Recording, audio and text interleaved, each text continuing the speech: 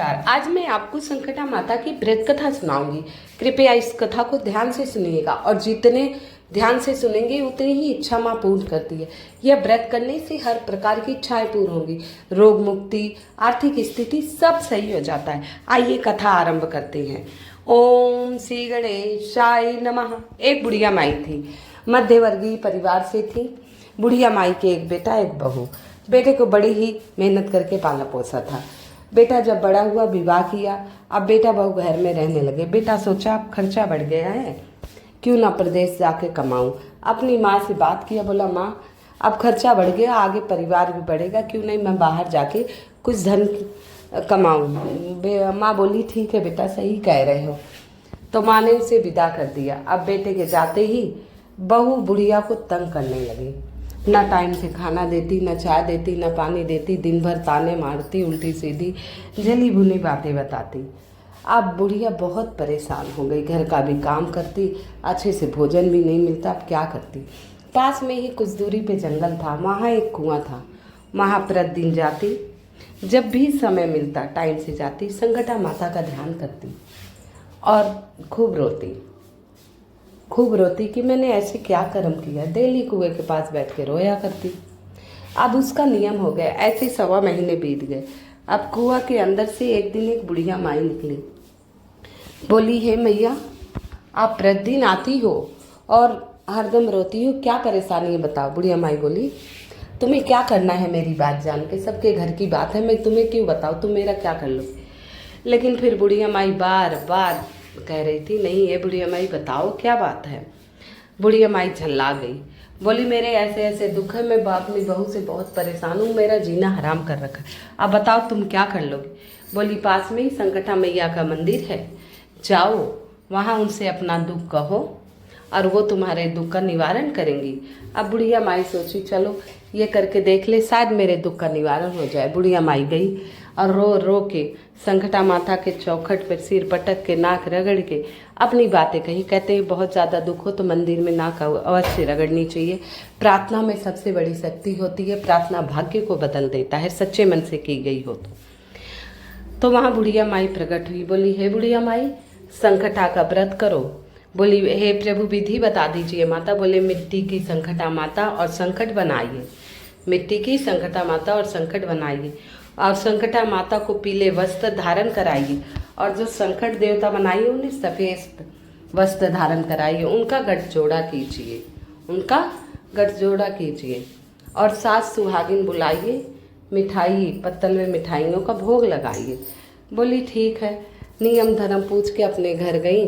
अब बुधवार के दिन, उन्हें शुक्रवार का इंतजार नहीं कि बुधवार के दिन वो संकट व्रत की सुहागिन थी। अब लड्डू बनाना शुरू की। जब लड्डू बनाए 7 लड्डू बजाय 8 बन जाए, जब भी बनाए 7 के बजाय 8 बन जाए। अब बड़ी परेशान हो गई। अब फिर संकट माता का ध्यान की, हे मैया ये क्या हो रहा है मेरे साथ, हे जगत जननी ये मेरे साथ क्या हो रहा है। तब एक बुढ़िया माई आई, संकट माता बुढ़िया माई का रूप रख के आई। बोली हे बुढ़िया क्यों परेशान हो रही है। कही यार 7 लड्डू बना रही हूँ तो 8 बन जा रहा है, पता नहीं क्या हो रहा है मेरे साथ, मैं बहुत परेशान हो गई हूँ। एक तो बहू परेशान कर रही, ऊपर से मैया भी देखो।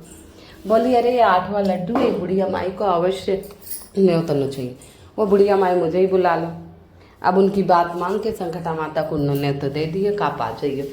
और फिर उन्होंने मिट्टी का संकटा बनाए, उनके वस्त्र धारण कराए, फिर चौकी पे उन्हें विराजमान करी। फिर कहते हैं पहले संकट माता का श्रृंगार होता है, फिर सुहागिन स्त्रियों का श्रृंगार कराया जाता है।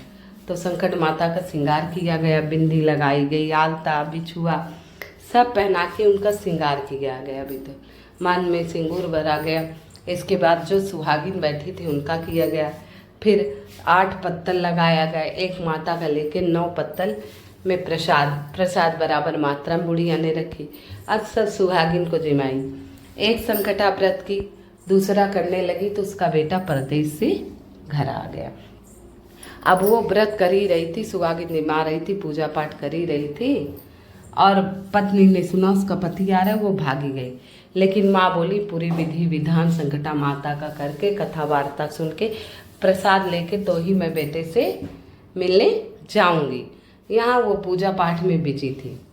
और वहाँ वो उसकी पत्नी गई। अब बेटा सोच रहा है, देखो मेरी पत्नी को कितना प्रेम है मुझसे, सुनते ही भागी आई और मेरी मैया नहीं आई। बताओ, यही माँ का प्रेम होता है। ऐसे मन में सोच रहा था, घर आके बैठा। इतने बुढ़िया माई संकटा माई का श्रृंगार करके सुहागिन को जिमा चुकी थी।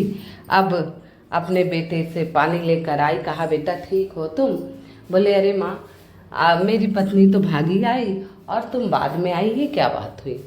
बोली बेटा मैं तुम्हारे कुशलता के लिए संकटा माता का व्रत की थी और पूजन कर रही थी, इसीलिए नहीं आई। बिना प्रसाद लिए मैं कैसे आती?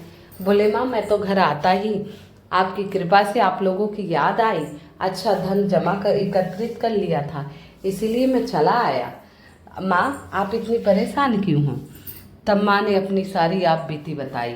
अब बेटे को बड़ा क्रोध आया। बोला माँ कि तो इस घर में मैं रहूँगा कि तो ये रहेगी? माँ ने कहा हे पुत्र, बड़े मुश्किल से तुझे पाल पोस के मैंने बड़ा किया, बहू त्याग सकती हूँ बेटा, नहीं छोड़ सकती मैं। अब बहू को घर से निकाल दिया, बहू रोती हुई बाहर गई। राजक सवारी जा रही थी। राजा बोले मेरी प्रजा दुखी रहे और मैं राज करूँ, धिक्कार है मुझ पे। हे बहन तुम्हें क्या हुआ, सारी बात बताए। बोले मेरे साथ चलो, तुम मेरी आज से धर्म की बहन हो। अब महल में गई। अब कहते हैं जहाँ पूजा पाठ होता है, जहाँ माता रानी की पूजा पाठ होती, वहाँ जो लोग रहते हैं कुछ तो असर होता है, दुख में तो अवश्य याद करते हैं। वहाँ गई तो उसे ध्यान आया, संकटा माता क्यों ना मैं भी व्रत करूँ। मेरी बुढ़िया माई ने व्रत किया था, सासू माँ ने, तो सारे कष्ट उसके दूर हुए, मैं भी ये व्रत कर ही लेती हूँ। ऐसा सोच के वो व्रत आरंभ की, बुधवार को की। और जब जब रानी को प्रसाद देने की कोशिश करती, रानी कहती आपकी धर्म की बहन हो, आप प्रसाद खाओ, मैं नहीं लेती इसका, अनादर करती। ऐसे 7 व्रत हो गया। 7वें व्रत के दिन उसके पति रामनाथ को याद आई, क्यों ना मैं अपनी पत्नी के ले आऊँ, चलो गलती सबसे ही हो जाती है, उसे समझा के ले आऊँगा। सास बोली जाओ ले आओ। वो ढूंढते हुए राजा के दरबार पहुँच गया। बोला चलो घर चलते हैं, मुझसे गलती हुई। बहू ने भी माफ़ी मांगी। बोली नहीं, मैंने ही अपनी सासू का अपमान किया था, मैंने ही अपनी सासू का अपमान किया था और उसकी सज़ा मुझे संकटा माता ने दी और मैंने इनका व्रत किया, इसी के प्रभाव से आपका मन बदला और माता का मन बदला, आप यहाँ आ गए, मैं आपके साथ चलती हूँ। और वहाँ से जाते समय उन्होंने राजा से कहा, हे भाई, मेरे बुरे समय पे आपने मेरा साथ दिया था, मुझे धर्म बहन बनाया, मुझे किसी प्रकार का कष्ट नहीं होने दिया। कभी भी आपको मेरी ज़रूरत पड़े तो मेरी झोपड़ी के दरवाजे सदा आपके लिए खुले रहेंगे। कभी भी कोई दिक्कत परेशानी आए तो बेहिचक भाई मेरे घर अवश्य आ जाइए। जैसे ही रामनाथ की बहू रामनाथ के साथ अपने घर को चली गई, यहाँ संकटा माता रानी से रुष्ट थी ही, क्योंकि उनकी प्रसाद का अनादर हुआ था और उसी समय उसका राजपाट महल सब लुट गया, सब दुश्मनों ने कब्जा कर लिया। अब रानी बोली, हे राजा, अब तक तो सब ठीक था, तुम्हारी जो धर्म की बहन आई थी उसके जाते ये सब क्या हो गया? चलो, वो कह के गई थी कि कोई भी परेशानी हो, कोई भी दिक्कत हो तो मेरे घर आ जाना, क्यों ना चलते हैं उसके घर और पूछते हैं ये क्या हुआ हमारे साथ। राजा को ये बात जच गई। बोले ठीक है, तुम कहती हो तो चलते हैं। अब रामनाथ की बहू संकटा व्रत कर रही थी, बूढ़ी माई बड़े प्रेम से सास बहू अब संकटा व्रत लगातार करने लगे, क्योंकि माँ संकट माता ने उनके सारे संकट दोनों को हरे थे और राजी खुशी रही। व्रत कर ही रही थी, रानी गई। रानी समझ गई कि मैंने माता संकटा के प्रसाद का अपमान किया था, उसी की वजह से ये सब मेरे साथ हुआ है। कहते हैं जहाँ पूजा पाठ राम नाम का जप होता है, कितने भी नास्तिक रहते हों, कुछ ना कुछ असर होता है उनके भाग्य बदलने में। तो रानी पे असर था, क्योंकि उनकी महल में संकटा का व्रत वो रामनाथ की बहू किया करती थी, तो उसके असर तो अवश्य रहते। गई और बोली, हे भाभी क्यों, कैसे आना हुआ भैया? तो राजा ने बताया, हे मेरी धर्म बहन, मेरे साथ ऐसा ऐसा हो गया है। और तुम्हारी भाभी बोली चलो तुम्हारी धर्म बहन के घर चलते हैं। बोली अवश्य आइए, ये आपने संकटा माता के प्रसाद का जो अपमान किया था उसी का ये फल है, उसी का ये फल है। तो राजा बोले अब क्या करना है? बोले संकटा माता का व्रत कीजिए, महल में अगर स्थान मिलता है तो वहाँ नहीं, बाहर कीजिए, आपका राजपाट अवश्य आ जाएगा। 2, 5, 7 जितने आप, राजा बोले सब कुछ पहले जैसा हो जाएगा। तो हम लगातार करेंगे, इसमें क्या है। अब रानी वहाँ से प्रसाद ली, प्रसाद खाई, उनकी सासू बहू को लिया, बोली मुझे 7 सुहागिन चाहिए, सुहागिन इकट्ठा की, प्रसाद बनाई, संगमित्ती के संकटा माता संकट बनाए, और फिर उनकी पूजा पाठ नियम से की, पूजा पाठ नियम से की, और प्रसाद सब में वितरण किया, स्वयं ग्रहण किया।